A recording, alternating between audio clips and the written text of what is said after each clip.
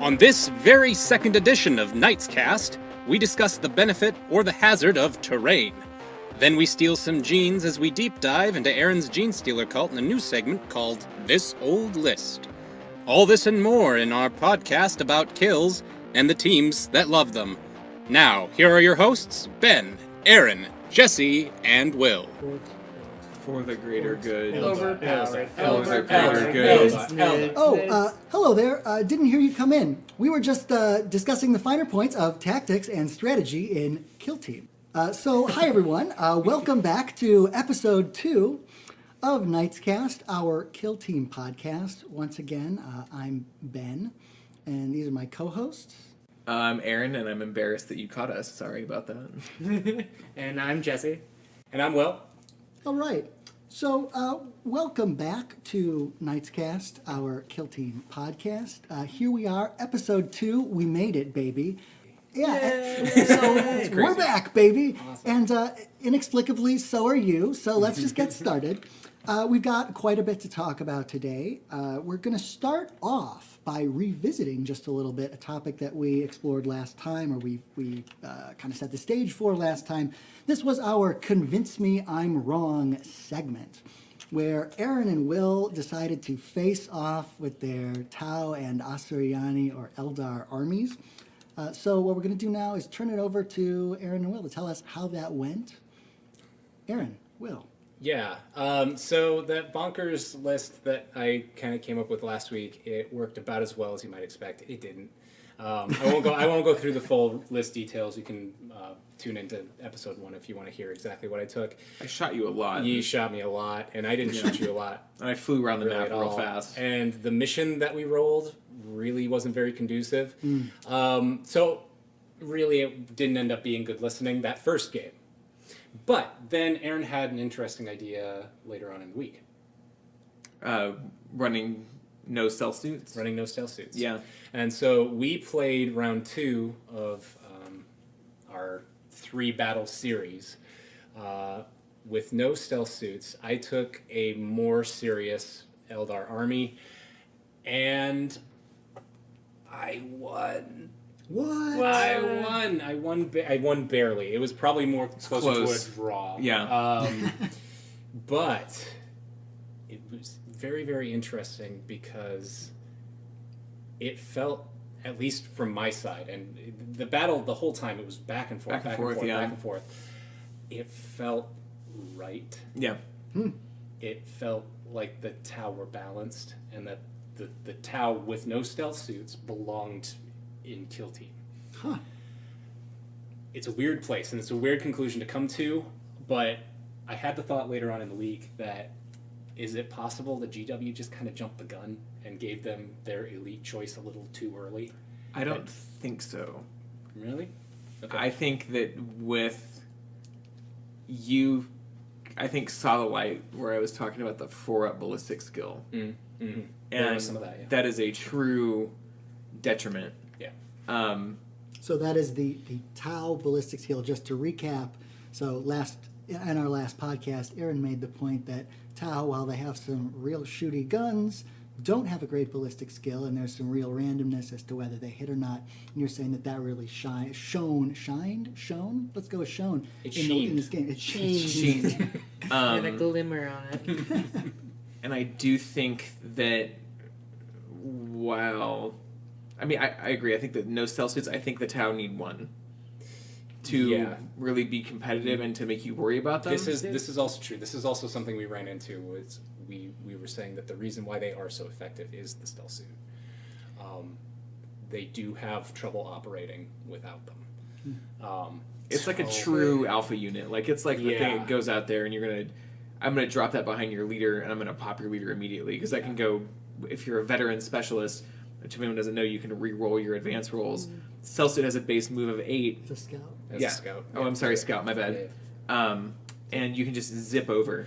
Yeah. And you're talking if you roll a 6, 8 plus 6, you're going to be going 14 inches across the board. Yeah. I can just drop that stealth suit right behind you, and it completely changes the composition of the opposing force. I didn't have to do any back guarding. I didn't have to have anybody on my back line. I could concentrate everything forward, and that changed the entire game. So, did your team, Aaron, actually feel like, because you've played so many games with like self suits and stuff like that, and these are really kind of some of the first games you played without self suits. I think maybe one or two other games. Did you feel like your team actually felt like a well-rounded team, like for you? Whereas Will's Eldar felt balanced, did your Tau feel balanced without the self suit? I think they felt fine. My Pathfinder sniper team did work. I mean, it eliminated Will's big guns handily. Yeah. And whenever they hit, but again, it's because I was buffing them to get that ballistic skill to something that's like acceptable. That 4-up ballistic skill, if someone's in cover, I'm hitting you on It's 5s. It's not fun. And I made a couple positioning mistakes here and there, but for the most part, I was hugging cover the whole time. I have two questions. So first of all, Aaron, you just said you were buffing your Pathfinders. How does that work? So the way I buff my Pathfinder with the rail rifle is you give them a recon drone. Okay. Which the recon drone allows them to ignore obscuring terrain. Right. So that's but that just makes your skill 4+ again. Yeah. And then I always pair him with a comms guy right. who gets me a 3-up. Yeah. And I'll go out on a limb. I think it's when it hits. Yeah. Because I'm gonna roll. If you're in rapid fire, I'm shooting twice. I'm gonna get you. Your rolling was also subpar in that game. It was really bad. Yeah. But it was a fun game. I think it was fun. I think in terms of tactics, movement, thinking, Will not wanting to flip the table, me not just gloating and running around drinking beer while he's doing his things. While I cry. Yeah, it was a great game. I've literally never seen a game like that with your Tau before. That's but you've never seen me play a game where I'm not crying and complaining. So it puts us on 1-to-1. Yeah. Right. Oh. 1-on-1. Okay. Well, more on that in a moment. Yeah. What about the mission for this one? So I know you said the first game you guys played, the mission was like kind of not, it was sort of out of whack for the teams you were playing. What was the deal there, and what was if we don't remember the name of the mission, that's okay, but what was the goal here? The mission is terror tactics. Okay. Yeah. And you start on opposing sides of the board. Okay. And you basically try to conga line your units past each other. This was the one that didn't work. Yeah, the name of the game is avoiding the other person as much as possible, which, I mean, Aaron did very well. I tried to not let him, but he was just too fast. It was that thing of I had 2 stealth suits, and I would put them like they were just moving around, and they move right next to his guys, keep him in cover. Yeah. He's hitting them on like 4-ups, so it didn't work. It wasn't that exciting. Yeah, and the second one, and that was also not an arena game, right? No, it was not an arena game. The second one that we played was actually a narrative mission. Oh, nice. Okay. We played Disrupt Supply Lines, which was really cool. Aaron basically was the defender in that one. He plopped down 3 objectives, and it was up to the Eldar to kind of assault and destroy those objectives. I thought I was screwed from the outset because Tau pretty good defensive-wise. But so did Aaron choose to be the defender there in the roll-off? Yeah. So smart. What happened in that one is I worked my way up gradually, and then I got to the point where I could charge, and I got his leader tagged eventually. I got an entire flank tagged in about turn 3. I got one of your rail rifles tagged turn 1. So that's more the game that Eldar have to play. It has to be a gradual workup and then the final push, and when you're finally starting to like concentrate. Do we think since you didn't have the self suits in that, in the game 1 you did have self suits, if you had self suits in that, do we think the outcome would have been different? Do you think it could have? It puts so much more pressure on his rear line, on his lines from the back. Yeah. The fact that he always has to worry about something coming in and hitting him with a fusion gun, or even a burst cannon. Yeah. Well, my question, like the thought that I keep having right now is like, by you not taking the stealth suit in this scenario, was it more of a handicap instead of like a different kind of like a team, like 2 even teams? Did it, like when you're playing it, did it feel like Will, did you feel like you had an advantage because you didn't have the self suits, or that just like you didn't have to think about it? And you as a like the top player, like did you feel like you were missing like a phantom limb kind of scenario, like this like it? I guess what I'm kind of asking is like, in terms of like kill team meta for the Tau, is the stealth suit part of the meta? Like, should it be in every single army? And by not taking it, did that lend itself into the victory? Someone on the internet can tell me I'm wrong. Yeah. But I think for kill team in the meta, if you aren't taking a stealth suit for your Tau, you're doing it wrong. You're doing it wrong. And that's why we're going to play game 3. This third game, we are going basically all out. This is what we would take in a tournament. So this is for all the marbles. We'll give you an update on that on the next episode. The big one. Yeah. How exciting! Yeah. Are we going to do that as an arena game? I think that'd be That's interesting. a great question. Ooh, but let's talk about it. TBD. Right. Actually, let's ask our audience. Oh, yeah. Should it be a narrative mission, a matched play mission, or an arena mission? To that end, we got quite a few messages after episode 1, again, which was shocking because we thought we were just kind of screaming about Kill Team into the void. But turned out we got quite a few messages from people who are playing Tau or who are inspired by Aaron's Tau hilarity. So, for the greater good. For those of you Tau players out there, I personally can't understand what the hell you're thinking, but good for you, rock on. Did you just say Tau-larity?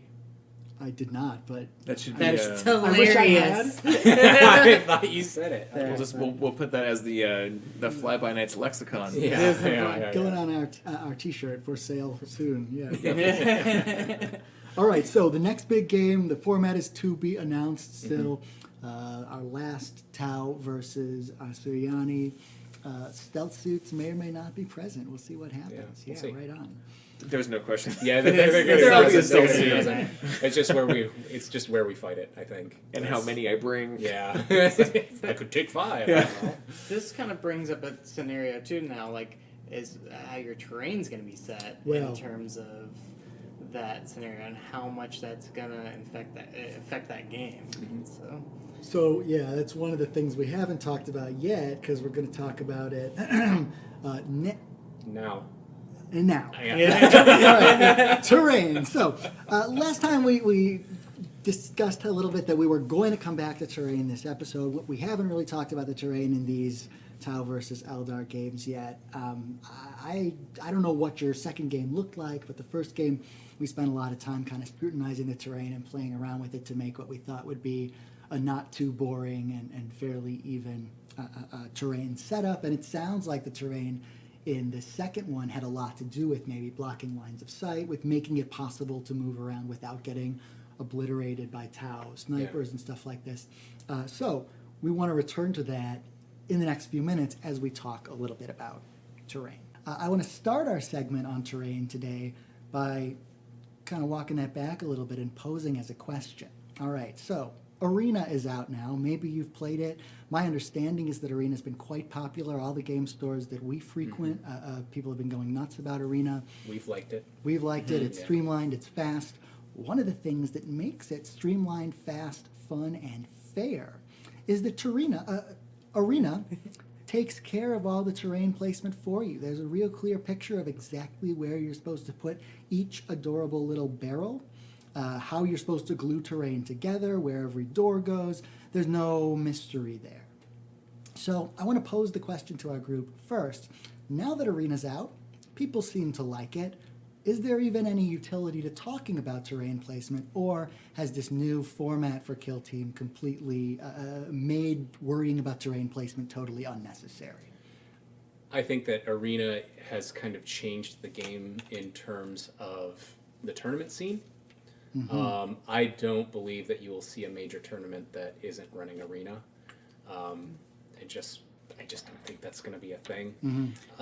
But for the home game, for casual games, I think the majority of the stuff is still going to be played out of the book. Well, I think it's like really, I look at it as like ramen. Okay, so if you have your beef ramen or you have your chicken ramen, it's just a different kind of flavor of the game, and kind of depending on what you're feeling in terms of that scenario. I don't think that Arena is going to essentially knock out any kind of like free flow play game, and tournaments too. I do think they'll have tournaments like LVO where we all played at. Like they had a great setup for terrain there. Like it seemed fair. It was even all the way through, and every map was, if I remember right, they were slightly different depending on like which one you were actually playing. They were a little different, yeah. Just slightly. So, yeah. I do think having prescribed terrain is a must. If you're doing a tournament, yeah, absolutely. But here's the question that poses to me in terms of tournament play. It's like, well, if that's the scenario, then the maps and stuff are in the books. You can learn that strategy. You essentially can run drills for your armies. You can kind of lock down your scenarios and kind of narrow down your gameplay style. And I think that adds a whole nother level in terms of tournament play for players playing back and forth. But it also kind of removes a little bit of the mystery, for at least for me, in terms of how that game's gonna essentially play out, because Starts you're to just feel running sort of your mechanical. drill. Yeah. Yeah. Which I think kind of, at least for me, loses a little bit more of the appeal of Kill Team. Yeah. When it starts to become Formulaic. Yeah, formulaic. Yeah. Min-maxed. Yeah. That's a good way to put it. Because there is you can definitely learn those maps in Arena and have. But I also like it because you can create basically plays, like in football. You can say, this guy's going to go there, this guy's going to go there, these guys are going to hold my objectives, that guy's going to open my door. I like that part, and that's why I think it's going to be tournament scene. It's going to be a requisite to really practice the Arena missions and content. I think that kind of goes back into our discussion of terrain when I agree with your Arena thesis 100%, because we played a 4-player game where Dear Jesse and I ran a Tyranid and GSC army against a super shooty Astra Militarum and Mechanicus force, and due to terrain placement, we were completely stymied. You never had a then chance. annihilated. We'll circle back to slaughter. that. Yeah, we'll circle back to that in a minute, because we're going to talk in a minute about some examples of games where terrain has like been the decisive factor in whether the game was interesting and also whether the game was extremely unfun. Case in point. That's right. That's an interesting example of a non-tournament kind of game we did. But but when it comes back down to like tournament play and things like that, I think we'll essentially have different flavors in the game. Yeah. I would be really interested if it was alternating in tournaments. If you played one Arena game and you played one that actually had physical terrain, that way you at least had some kind of surprise in terms of what you're going to get, the variety of it. Yeah. Because Arena is just to me, when we play it, it's a totally different game in a lot of ways, because I have to worry about doors. I have to worry about if I'm going to need a guy to hold the door. Those are all different mechanics of that game that we don't necessarily have to deal with when we're on an open play map, which personally for me, I actually like. I'm not a super big fan of Arena. I do enjoy it when we play and stuff, but I actually prefer the open play things. But I'm also the guy that gets rid of objectives most of the time and just wants to kill the other team. So, hanging out and rolling some dice, there's nothing wrong with absolutely not. Yeah. To that end, then, one of the other interesting things about the terrain in Arena, and doubtless, if you've played Arena, you've noticed this. There's no multi-level terrain, right? You can't climb nothing in terrain. Everything is just hallways with, presumably with ceilings on top of them or something like that. So let's talk a little bit about multi-level terrain here, because it seems to me that there's a strong case to make that at least in that one piece of Arena, the lack of any multi-level terrain, I'm going to argue, for the sake of argument, that that's just good. In other words, I'm going to argue that multi-level terrain is unfun and just makes the game terrible if you're an orc player. Now, thank you for adding the caveat as an orc player. I did not say as an orc player. It's just terrible for all players. I don't know why you would... Orcs. I get what you're saying about like vertical terrain being rough, but coming from a perspective of my nids, I get shot anytime I actually try to charge or anything. So the only option I really have is to hide behind something, jump over it, and then jump back if I need to, or try to get to the next thing in front of me, the leap over.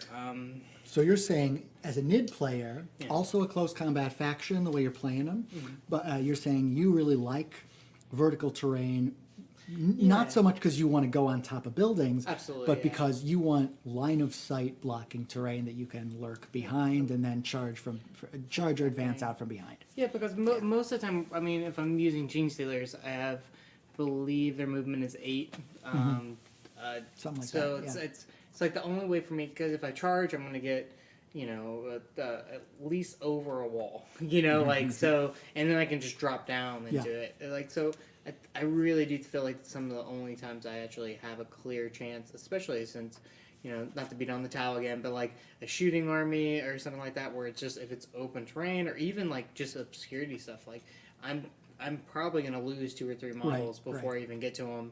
So having something that's a solid wall that blocks line of sight actually gives me a little bit more of a fighting chance. Okay, so Jesse, as a NID player, likes the aspect of multi-story terrain or vertical terrain that it might provide line of sight blockage. Yeah. And that totally makes sense to me. And as an orc player, I want line of sight blockage some of the time too, for sure.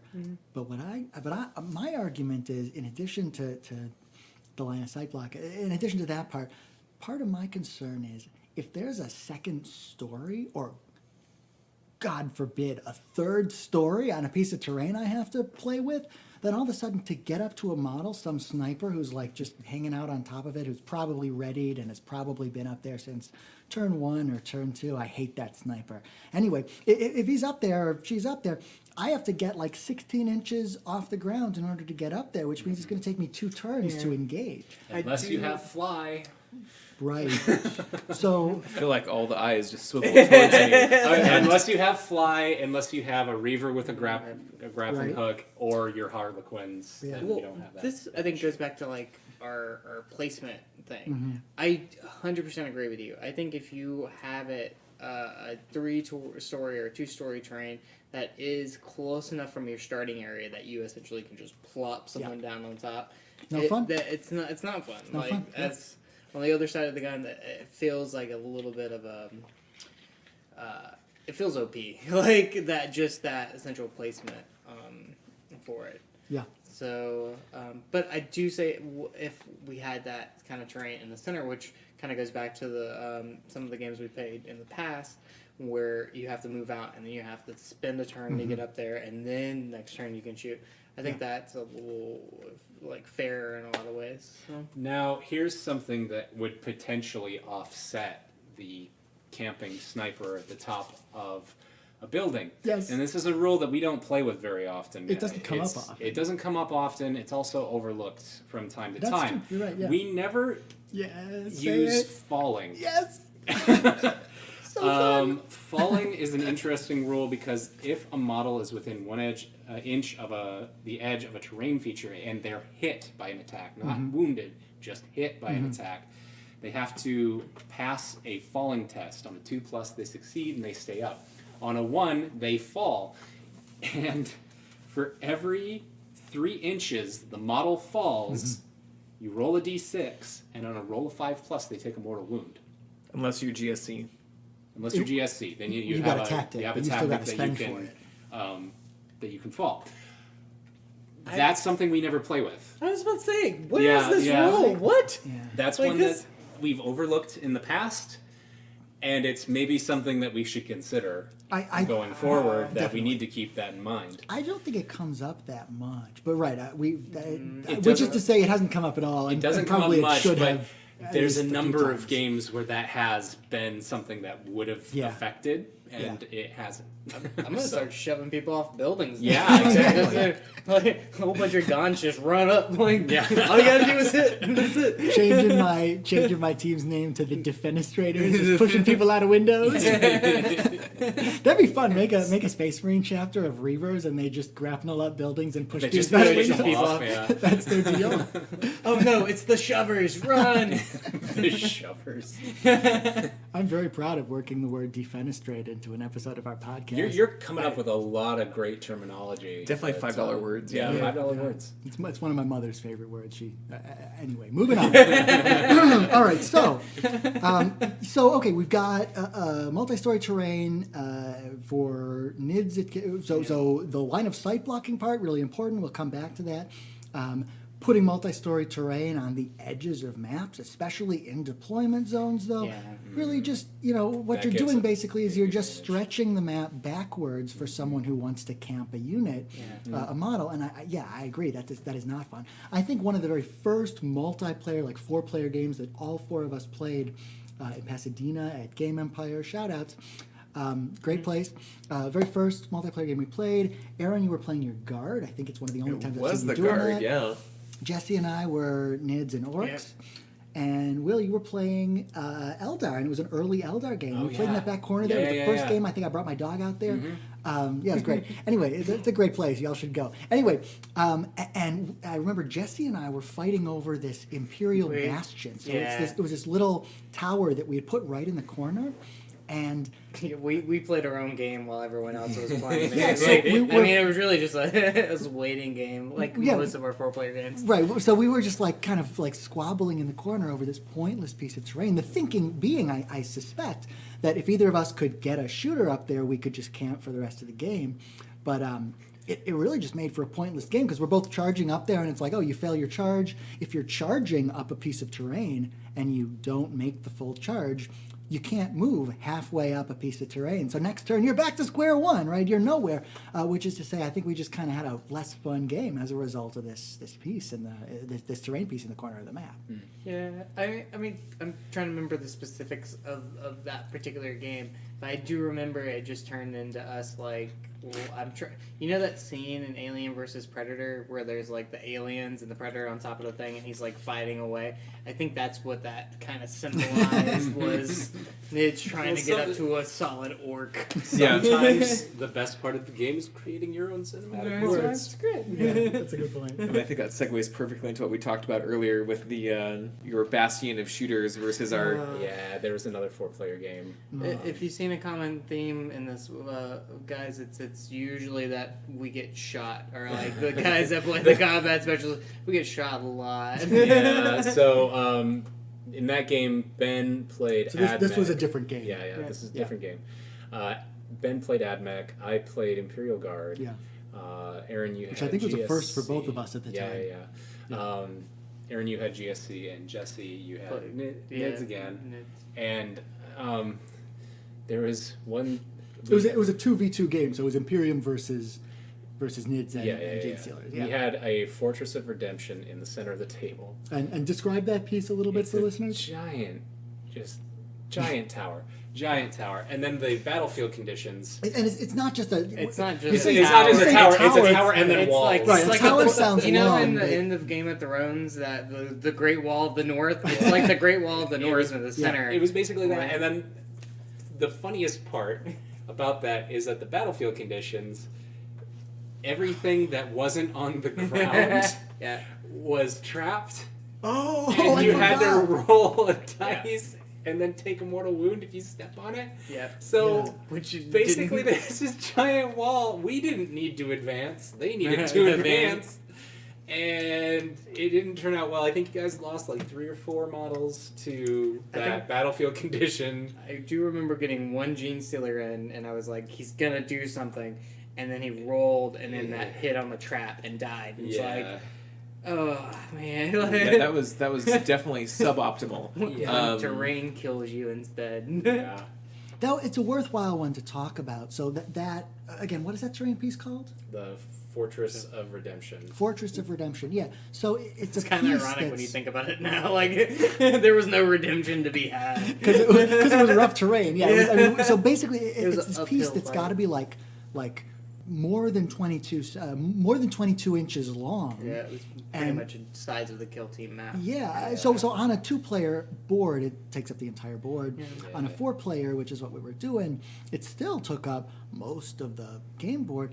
It's tall enough that to get over it, you're spending more than one move to get over it. It's long enough that to get around it, well, good luck. You're spending the entire two game. turns to even do that. Yeah. On top of all that, the piece of terrain, once you're actually standing up on the piece of terrain, so you've climbed it, there are these really thin walkways, and what that means is if you get into fight, on top of this thing, you can't really move around anymore. It's only size enough for like a small model. Really, Yeah. you could probably, and really you couldn't even do it base to base. You had to catty corner them, Right. to even try to get those figures in. So all of that is just to say that really any way you want to slice it, like no matter what axis of the board you're trying to move through, like this thing is just a traffic jam waiting to happen that really slows stuff down.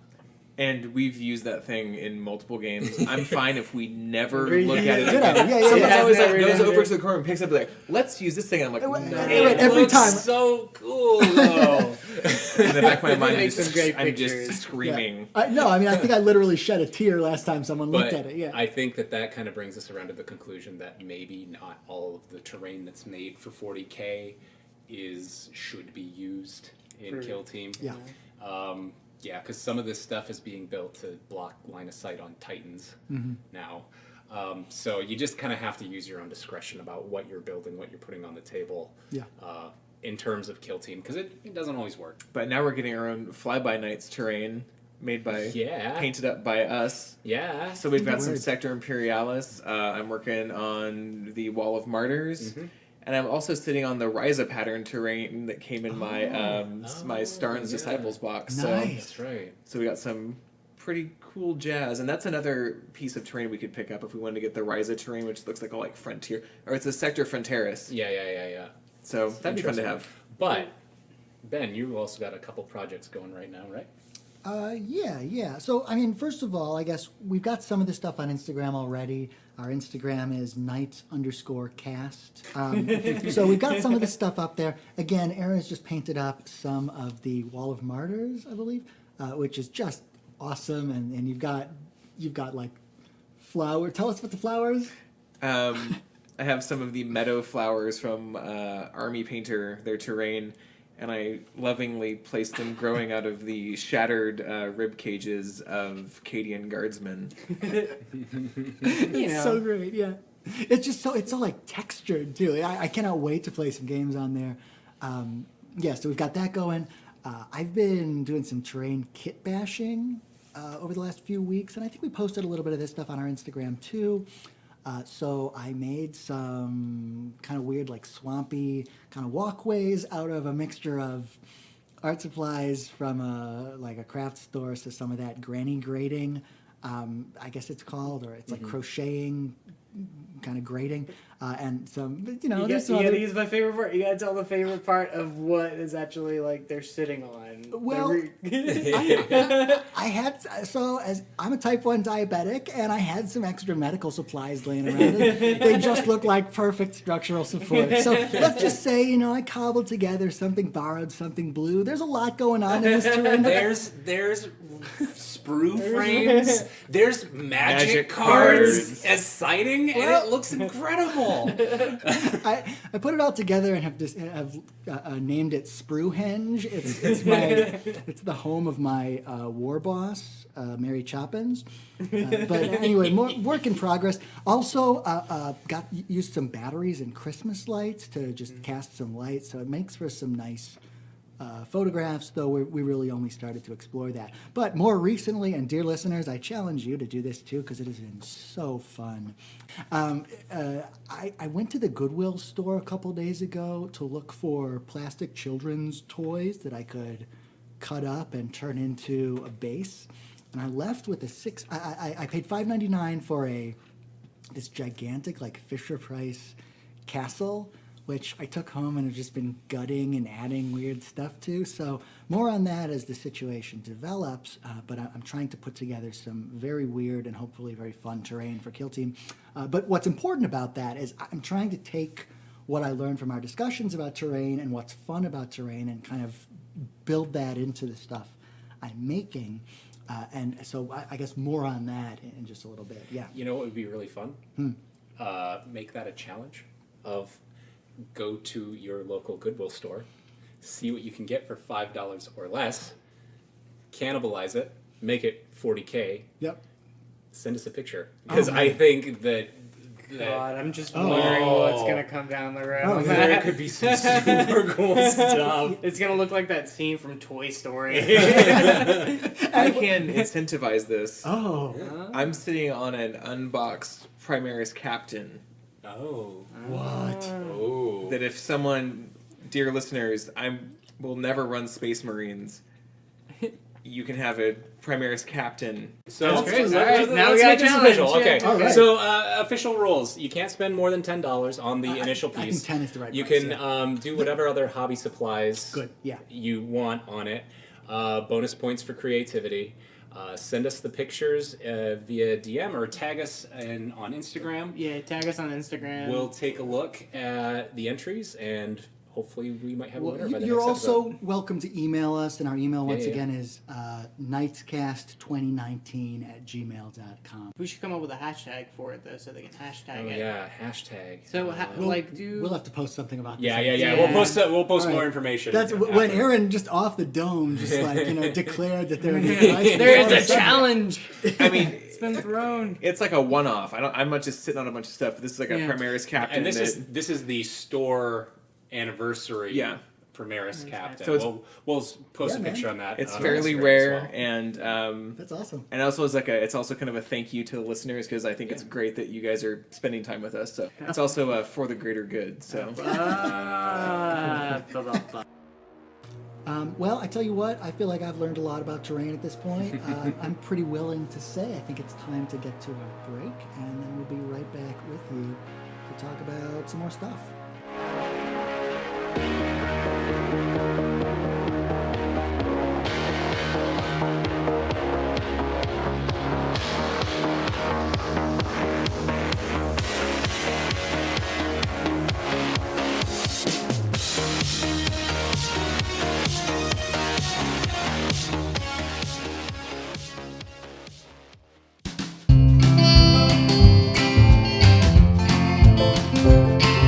Hi there, I'm Bobby Villains, and it's time for This Old List. Today we're going to take a look at a charming late 41st millennium Gene Stealer cult kill team owned and operated by Aaron.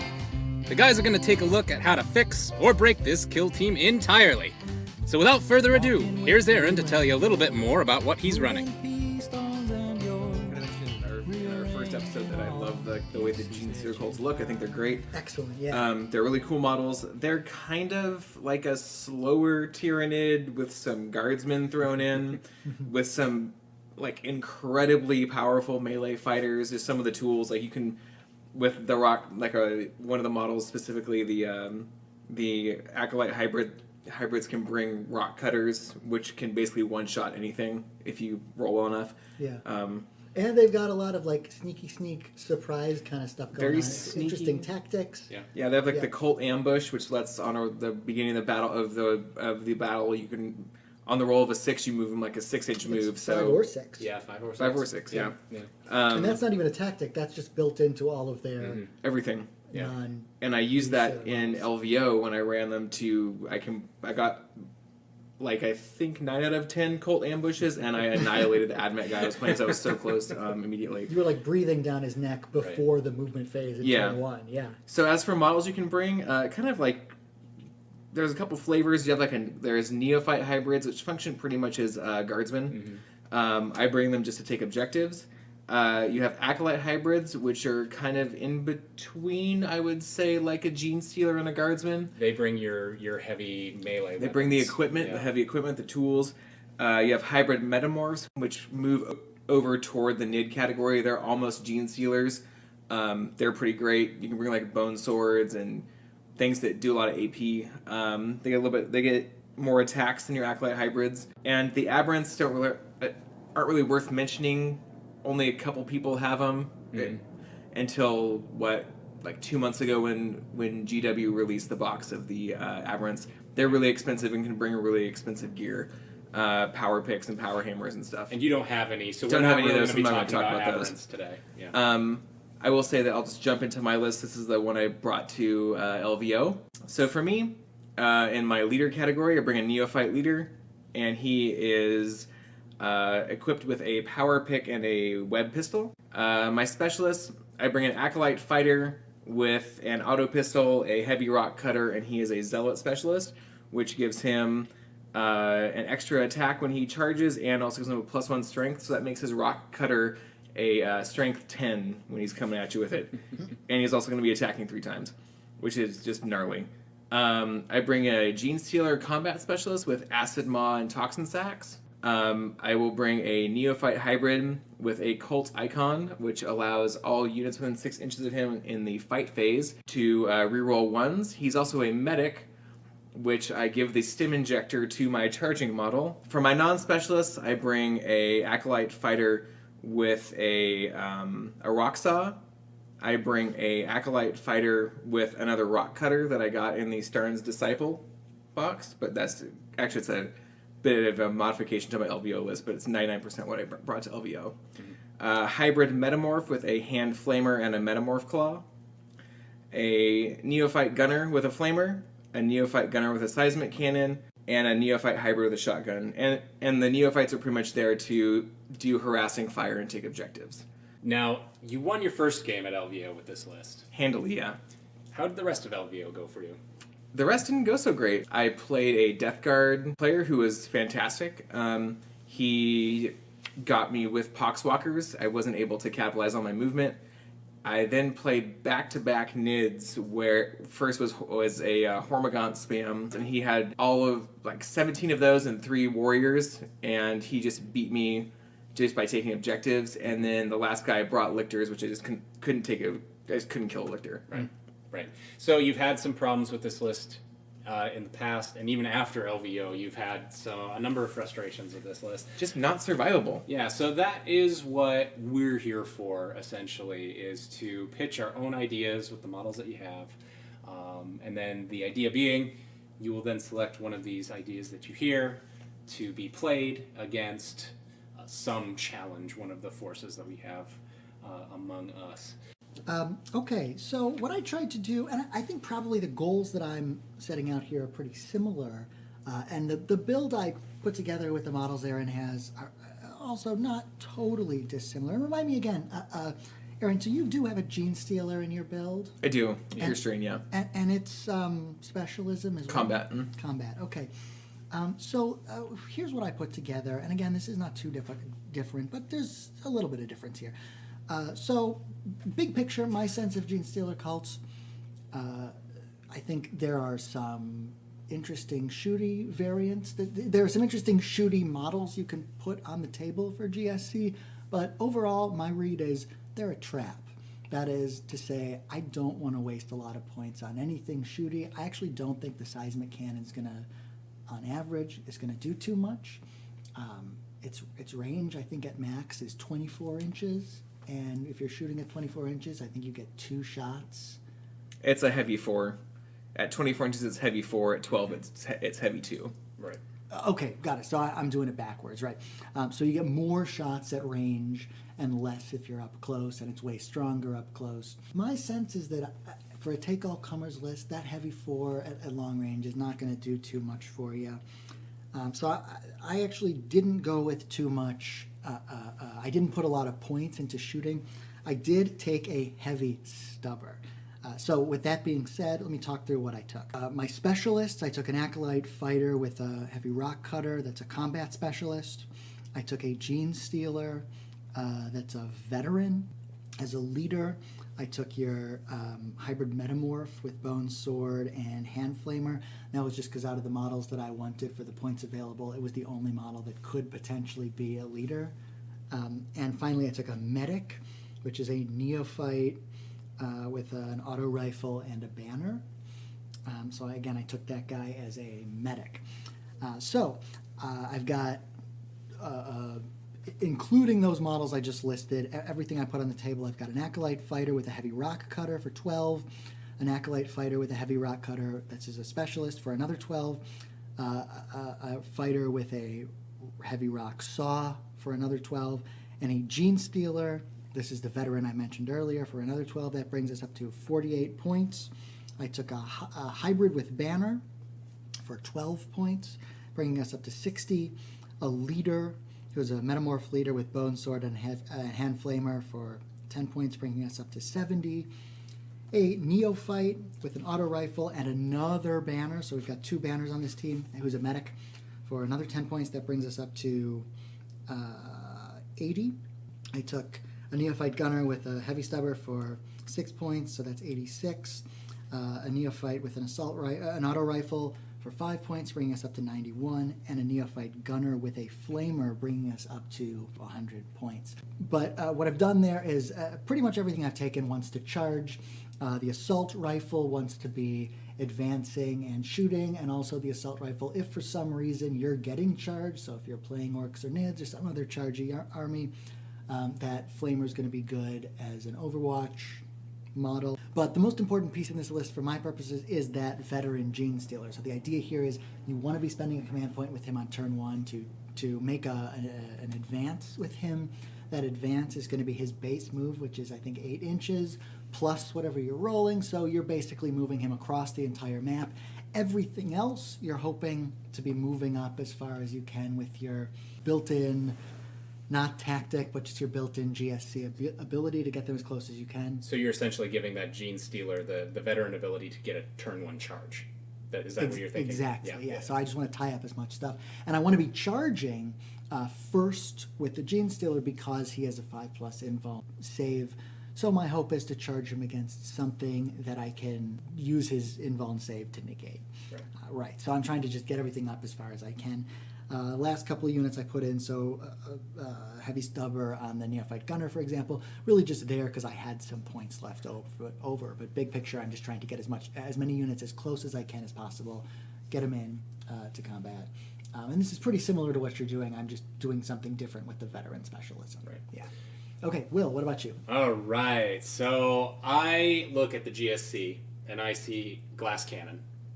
Nobody has better than a 5+ save. That's a good way of. They're really, really weak, but man, do they have a lot of potential to do damage all at one time. So I really tried to lean into that with this list. So let me tell you what I got. Your leader, Neophyte leader with autogun, 6 points. Mm-hmm. Put him in the back. He's a CP farm. Put him on an objective. Done. Then I have a Metamorph leader Zealot with Hand Flamer, Bone Swords, and Metamorph Talon. Now let me tell you why I took this combo. Because as a base, the Metamorph leader has 4 attacks. With Bone Swords, he has 5 attacks. With Zealot on the charge, he has 6 attacks. What? 6 attacks coming in at strength 4. If he has a Metamorph Talon, he rerolls all hits of 1. That means you have basically 5 or 6 attacks with this one model coming in at strength 4. Now he'll get better in a minute. I just peed a little. Yeah. The Gene Stealer made him a combat specialist with Acidmon Scything Talons. This is another model, combat, so he already has boosted another attack. He has 4 attacks as a base. Scything Talon, same thing. You can reroll hit rolls of 1. If you take the Rending Claws, each time you hit with a 6+, you're resolving the hit with an AP of -4. Now that's 4 base attacks. Now my third specialist, taking the medic as well, for the same reason that you were taking him, Aaron, with the stim shot. Mm-hmm. Stim shot. If I stim shot either the Metamorph leader or the Gene Stealer combat specialist, if I stim the Metamorph leader on the charge, he's a Zealot, with 6 attacks, he gets 7 attacks. Rerolling 1s. He's only missing on 2s. And with a Zealot, he's strength 5. And with the Zealot, he's strength 5. It's gnarly. Yikes! Okay, on the charge with a Zealot, he's hitting with 7 attacks on 3s, rerolling 1s, and he has strength 5, which means he's wounding marine equivalents on a 3+. No AP, really, there, unless you're... Oh no, I take that back. The Bone Swords have an AP of -2. Charge that model into guys that the opponent group too closely together, you clean out a whole section with that one guy. It doesn't really matter if he lasts more turns. Get him in that initial charge, and he'll do some work for you.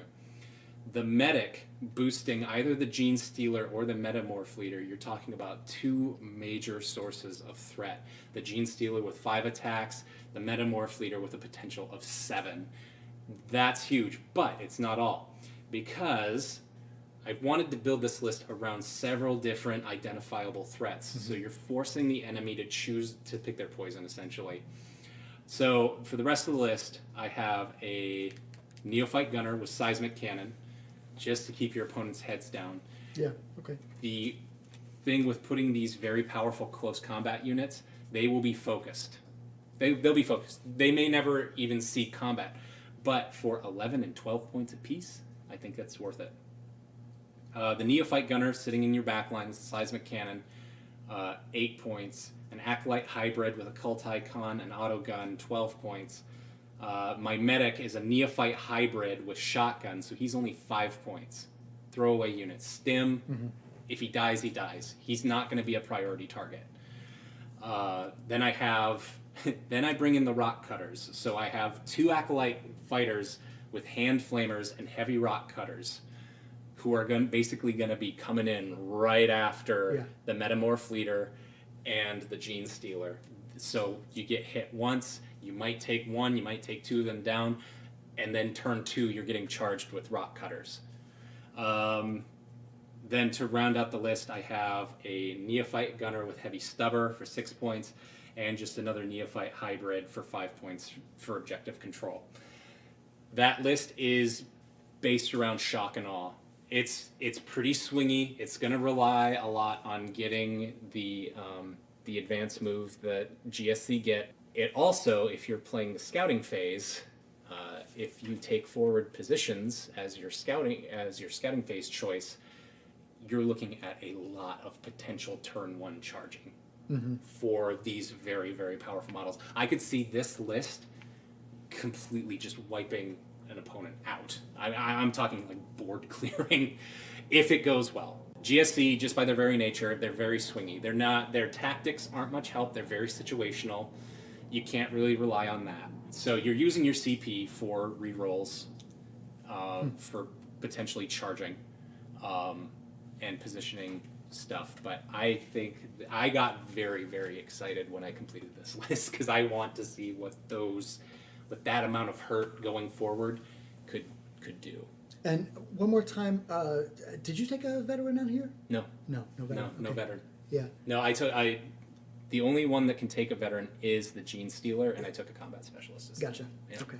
I will say, to pivot off your point of once we get into combat at LVO, when I got into the AdMech lines, I just consolidated the whole time, and that was Yeah, because what do you I don't know what you focus in this list. I don't know what you focus down. I don't know what you choose first. It's a question. I don't know. Maybe the Medic. Maybe. But the Medic, 5 points. It's a stim shot. It's great. Like, that extra attack, that extra charge, inch on the charge, great. Do you need it? Not necessarily. But it is kind of nice. So I think that extra inch on the charge can be, that's it can be great. huge. Yeah. It can be huge, especially if you get everybody to, the midline. Mm-hmm. Yeah, man, I like the GSC. After I took a closer deep dive into their roster, into their weapons and stuff, they're just total glass cannon, but their potential is very high. And I think in Arena they'd shine. In Arena, this list would ruin people's lives because all that 98 points. All right, yeah, Jesse, what about you? So, what I have is, you should just run 9 Gene Stealers. No, but I took perfect. Right. Do you want to buy some Gene Stealers? Yeah, you guys some Gene Stealers. My list is pretty close. To actually 9 Gene Stealers, to be honest. It's with Metamorph Leader, along with the Bonesword for 10 points. Then along with another Metamorph with the Cult Icon, with a Hand Flamer and Whip. So that roughly goes to about 18 points. So he's kind of just holding your line. And then the rest of the team is 6 Gene Stealers, 6 Gene Stealers and an additional Metamorph as well, just as another body. And that roughly comes around, I think, 98 points or right under it. So, Aaron, Yes. your choice. Well, I mean, I think they all sound great. I did bring a special guest to our table today, and it's Hornberg, who is my Gene Stealer cult hybrid metamorph leader with a Bonesword. Mm-hmm.